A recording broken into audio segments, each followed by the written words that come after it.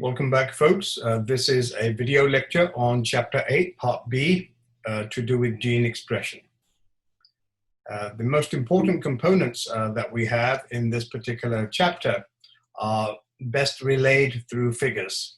So this figure from the earlier part of the chapter is key in understanding the big brother of this figure, which talks about how in eukaryotic cells, rather than having a few proteins determine the level of transcription, we have a whole host of proteins with hormones, food molecules, and growth factors, transcription factors, and many things coming together to form a decision on how much a particular gene or set of genes should be activated.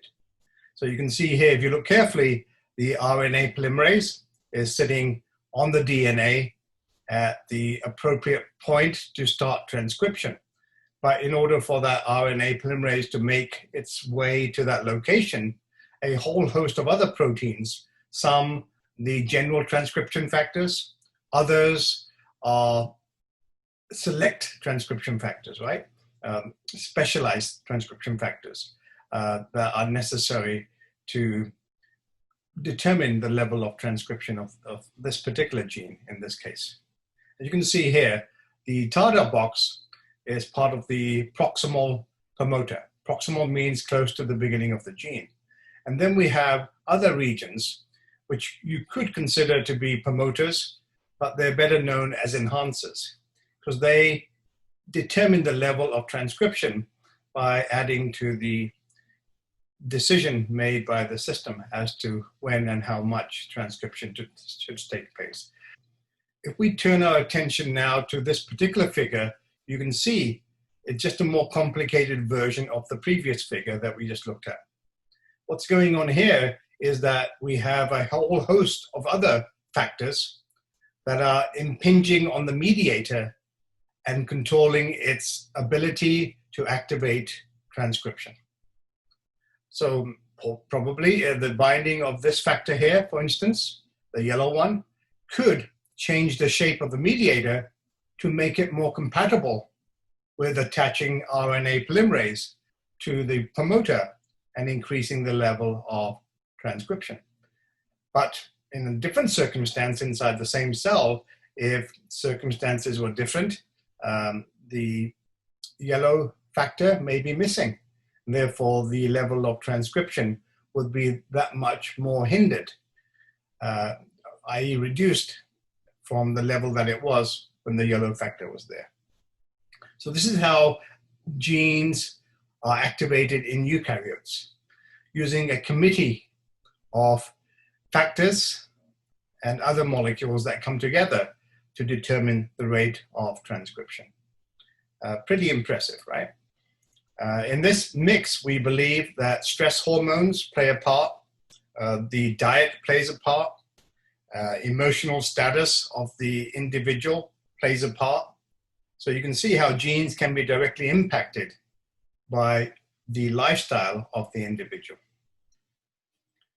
This slide is pretty fascinating in itself because it talks about a type of cell memory. So imagine that you're a cell in my liver, and you have been asked to divide because we need more liver. So that mother cell will divide into two and produce two daughter cells. Now, those two daughter cells need to behave like liver cells and not skin cells or kidney cells. So how does the mother cell make sure that when she divides into two, that her daughter cells continue to function as liver cells? So one way is to have this type of positive feedback mechanism. So let me say that again. One way is to use this type of positive feedback mechanism, right? So we told you earlier in the course that positive feedback was a relatively rare event inside cells compared to negative feedback. Negative feedback is like a thermostat, right? If something goes out of control, you bring it back into a line. But here is the opposite. You want to induce the production of something and keep it going. So let's see how this works. So this particular gene in the parent cell, when the parent cell is first differentiated, i.e. the beginnings of a liver in a fetus, this gene will be turned on by a growth hormone, right? So the growth hormone will bind here to the switch, the control region of the gene, the promoter, and activate the gene. The gene will then produce a messenger RNA. The messenger RNA then will be translated into a protein. Now, some of that protein has the ability to come back and bind to the promoter for its own gene. So that's going to sustain itself, right? It's going to be a positive feedback loop. The A protein is going to bind to its promoter, activate the production of more A. As there's more A inside the cell, it's going to come back and bind to keep the cycle going. So this way, the liver cell will now have an identity. Now, when that liver cell divides in two, then the daughter cells will also have an equal distribution of protein A. And as soon as those cells go back to work, protein A will bind to the new chromosomes that have been duplicated inside the daughter cells and keep the cycle going. So the identity of the daughter cells, the progeny cells in this particular label, will be, again, to be liver cells. And when they divide, they will do the same thing. And that will stay permanent. The next concept that we must be familiar with is that of methylation. Methylation. So these chemical tags, which are methyl groups, can be added to either certain bases or the backbone of DNA or to the histone proteins that we spoke about in a previous chapter. In this particular slide, what you're looking at is a normal cytosine, a base in DNA, and select cytosine, not all cytosines, but certain cytosines in strategic locations can be tagged by an enzyme in the formation of a methyl group. So here we have methylation taking place, and there's your methyl group coming in, right? So that hydrogen at carbon number 5 in the cytosine has now been methylated. And now this base on the DNA is known as 5-methyl cytosine, okay? And the base will be attached down here to the sugar on the DNA backbone. And of course, opposite this base will be a G in double-stranded DNA. So certain bases, certain cytosines are key targets for this type of methylation, and that adds to the information that's carried by that region of the DNA. And that's very important. As we move to the next slide, you'll see that these tags, these chemical tags on the cytosines can then be used to identify which is the new strand and which is the old strand, right? And these tags can then also be used to shut down genes. So methylation, just to repeat something that you should have learned in the past, methylation, the tags of methyl groups, normally turn active DNA into inactive DNA. So this region of the DNA, if it's in the promoter, will be shut down tightly. Therefore, the gene that's connected to this piece of DNA will be inactive, right? So if you want to maintain that, then when the cell copies its DNA, the mother cell copies its DNA, then the new DNA does not, at that particular instant in time, have a methyl tag on the newly made red strand of DNA for both DNA helixes, right? So you can see the bottom half of this one and the top half of that one, the old orange strand, is still methylated, but the new one has not been yet. So we call that a hemimethylated site. Hemi means half. What will happen very shortly is that an enzyme system, an enzyme machine, will come traveling down the DNA after it's been copied. It follows the replication fork. It will discover that one strand of the DNA is methylated and the other one is not. And that system will then pause at this location and methylate the opposite side, the newly made DNA. Therefore, you end up with both DNA strands carrying the same identical methylation pattern as the original DNA, right? And then this DNA will be given to one daughter cell, and the one down the bottom will be given to the other daughter cell. And those daughter cells will then also have both these regions methylated and therefore tightly packed, and any genes that are subsequently downstream will be turned off, therefore maintaining the same pattern as the mother. likewise, this figure talks about the tags placed on nucleosomes, histones. So this may not be relevant to DNA as in the previous example, but here we can see the tags are placed on the histones, the histone tails to be more precise, right, in this set of nucleosomes. And you can see here, the challenge then is what happens during DNA replication. So we are all familiar with separating the DNA helix into two halves, but we don't talk much about what happens to the histones that were there originally. Well, here they are. So these are the original histones in yellow, and they have a particular pattern of tagging, and you want to maintain that when you copy your DNA. So the way that nature works is fantastic, right? So when DNA is copied, the histones are dismantled into two halves, right? As you know, histone proteins, there's 8 per nucleosome, and they can be split into two halves. So 4 of the histones are kept with the top strand of DNA, and the other 4 histone proteins in each nucleosome are kept with the bottom strand of DNA. And then new histone proteins are added to each of the 2 daughter strands to make up the nucleosome once again. But in this particular case, you can see that there's a zigzag pattern of methylation that is not present in both copies of the chromosome. So the top one is missing a tag here, whereas the bottom one had the original tag, okay? And here, the top one has the original tag, and then the bottom one will need a new tag.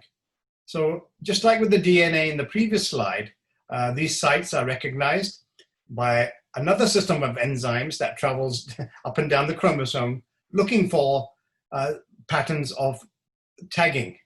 And in this case, these could be methyl groups, right, on the tails of the histones.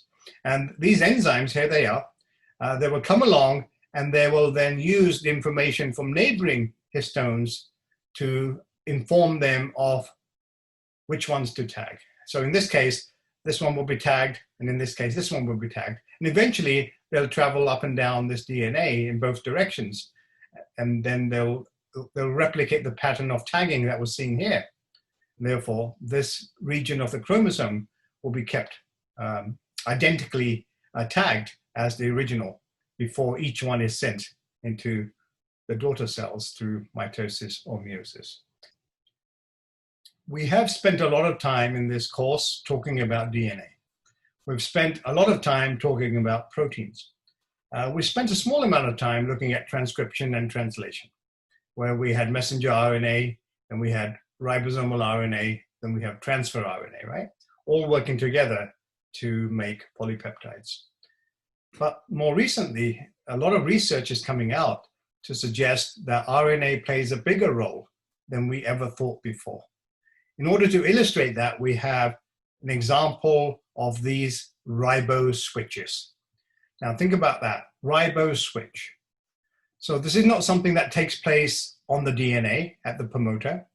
No, that's already been done. The RNA, the messenger RNA has been made, right? This takes place later on, once the RNA is in the cytosol, just before it gets to the ribosome. It can be either stalled or used to make polypeptide. So here, the cell can make a decision at this point. So if it has too much of the product from this particular messenger RNA, it can say, hang on a second, let me save time and energy by not making any more. And what it does, it stores the RNA in the corner until it needs it at a later point. So this analogy is like you have a car factory and you're making cars, and the cars are already constructed at the end of the conveyor belt, and they're piling up inside the parking lot. Well, now you send them to the dealership, and the dealership says, oh, I'm not selling them, but I'll keep them in the warehouse, right? So this is analogous to that. So you're at the end of the delivery pathway for delivering new cars to customers, but the customers are not buying them. So what do? Well, you store the car. So the car will be the messenger RNA. So how do we do it? Well, there's 2 mechanisms that we've discovered, right? And there's 2 ways in which the RNA can be either used straight away for making a protein or can be stored. So let's look at each example. Let's look at A, column A, right? So here's your messenger RNA. Now you know that messenger RNA is single-stranded, but it can form hairpins. It can form these hairpins, right? You can see it can form a small region of double-stranded RNA. Now, the important thing is in bacteria, they have a ribosome binding site. So bacteria don't bind the ribosomes like we do. We bind our ribosomes to the cap. But you can see there's no cap on this messenger RNA. So straight away, it tells me that this messenger RNA is not found in eukaryotes. This illustration is dealing with prokaryotes because there's no cap, right? So how do ribosomes in prokaryotes and mitochondria and chloroplasts attach to the messenger RNA? They attach to this region here, right? The Shine-Dalgarno sequence. It's called the ribosome binding site too, right? So this orange area is where the ribosome wants to attach so it can start copying the messenger RNA into a polypeptide. But you can see here, in this case, the ribosome will bind. It will bind because that area is free. It's freely available for the ribosome, it's open. But under certain circumstances, when you have enough of this product and you don't want to make more protein, a separate protein called a translation repressor protein will come and bind, right? So this is like the quality control manager. He comes in from your dealership and says, let's park these cars over here. And he takes them and he puts them in the warehouse, right? So there's your manager. He's bound to the hairpin and he's bound and covering the ribosome binding site. So in these bacteria, the ribosome is competing against the green protein. And the green protein wins. Therefore, the ribosome will not bind. If the ribosome doesn't bind to this messenger RNA, then no polypeptide will be made. Now, a few seconds later, this protein could fall off. And then the ribosome will be able to bind, right? So this is a very, very quick switch that can be used at the end of the pathway. So this analogy extends further. So if a customer wants the car and there's a big rush to buy these cars, then you don't have to order them from the factory because that could take many weeks. The cars are sitting there in the warehouse at the dealership and he or she just pulls them across and sells them to the customer, right? So this gives you a quick response. Whereas if you have to go back to the DNA, it may take hours to activate the DNA and then to process and then to produce the messenger RNA, okay? An alternative that we've discovered, because nature has wonderful alternatives, is this formation here, right? So here we have a hairpin, and this hairpin is much larger than this one. And this hairpin locks up, it locks up the ribosome binding site. So now the RNA is forming double-stranded RNA, and that's very strong. And the ribosome, when it comes along, says, oh, I can't get in there. I can't separate the two strands of RNA. I don't have enough strength. So the ribosome gives up, and therefore no polypeptide is made. Now, if you change the temperature or you change the salt conditions inside the cell, then these hydrogen bonds that you see there holding the hairpin together, they will become more weaker. They will become weaker, right? And they may even disintegrate at a slightly higher temperature. So now the messenger RNA will take up this open configuration, where the ribosome binding site is no longer locked up in the hairpin, it's free. And this RNA will be available to the ribosome, and then polypeptide will be made, okay? So here we have RNA responding directly as a circuit to the environmental conditions within the cell. In the next two slides, we're going to turn our attention to how things happen inside eukaryotes. So if you remember in the previous section, we were looking at messenger RNA deciding for itself whether it needs to be translated into protein or not, right? And in some cases, interacting with proteins directly. Here we're going to look at some new discoveries inside eukaryotic cells. So the next two slides are very similar, but the beginnings are slightly different, right? So each slide has a top that's unique, but the bottom half of the slide down here is going to be very similar in both cases. What are we looking at here?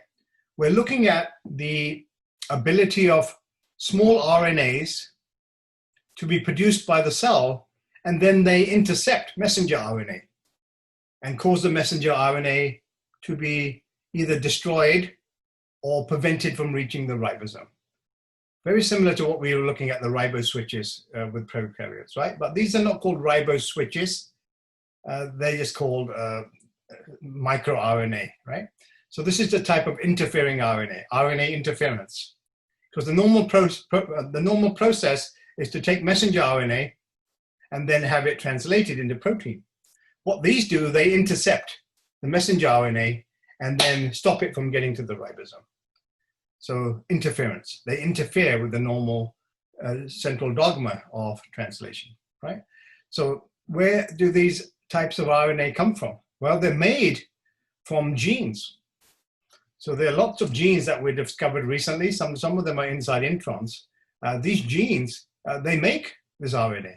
And then this RNA naturally folds into this shape because it has that property. And this is all happening inside the nucleus of our cells, right? So this happens more in plants than it does in animals, but still, it's something in higher eukaryotes. So we call this the precursor microRNA. Precursor microRNA, right? Now you can see there's a difference between this and this. The ends are chopped off and the big hairpin here is chopped off, right? So that takes place through a bunch of enzymes that are present inside the nucleus of the cells, right? Dosha comes to mind, but don't worry about it. Then the RNA, double-stranded RNA, is exported out of the nuclear pore, and then it ends up in the cytoplasm. Now, in the cytoplasm, it gets intercepted. The double-stranded RNA is picked up by this protein. And what is the name of that protein? It's called RISC, right? And I'll tell you what RISC means in a second. So this protein is like a couch. It has space to carry this particular double-stranded RNA. So the RNA comes and sits down on this protein, and then the protein complex removes one strand of RNA and digests it into fragments, right? To be recycled back into RNA. It keeps one strand of RNA. And that one strand of RNA is then used to go and scan anything passing by.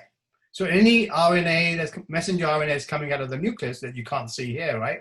That's on its way to the ribosome will then be interrogated by this, let's call it the COP, right? So this whole complex is called the COP. And the COP will interrogate all the messenger RNA on its way out. What it's doing is trying to see if it matches through base pairing the messenger RNA. Now, if it matches the messenger RNA like this, then the messenger RNA will be cut to pieces by the protein complex, by the RISC. You can see it being cut to pieces here, right? So it's rapidly degraded.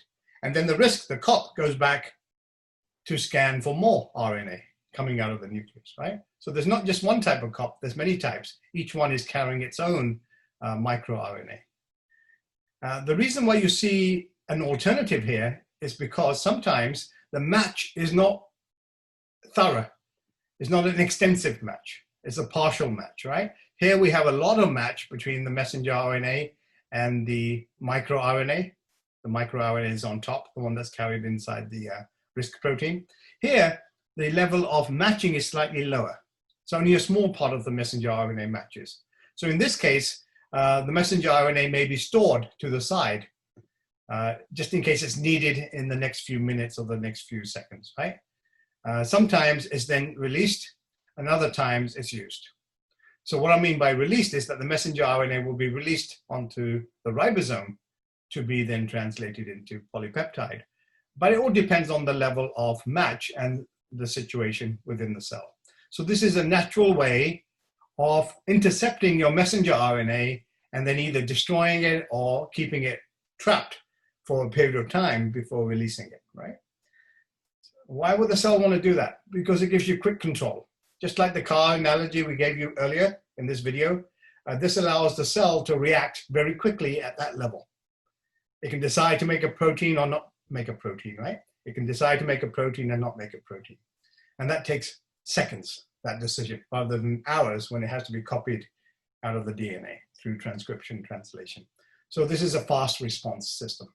And you want to respond fast at the end, not the beginning of the pathway.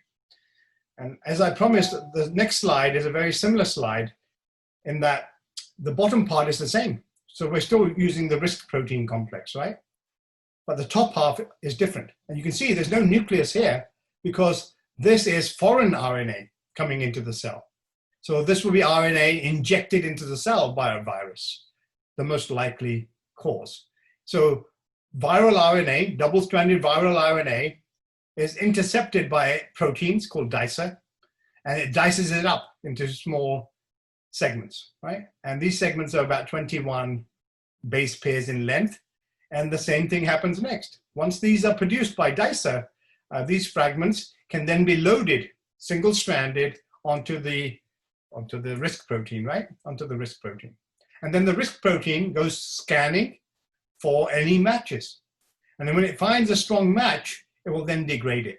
So if it finds a viral RNA molecule, like this, single-stranded or double-stranded, right? It has the ability to bind to it, to make sure it's compatible, because it doesn't want to bind to any RNA, because it could be destroying RNA that you need. But in this case, it's a strong match, and then the dicer system will cut up the foreign RNA into pieces, and then the system will be recycled to scan further. So siRNA for small interfering RNA. Small interfering RNA.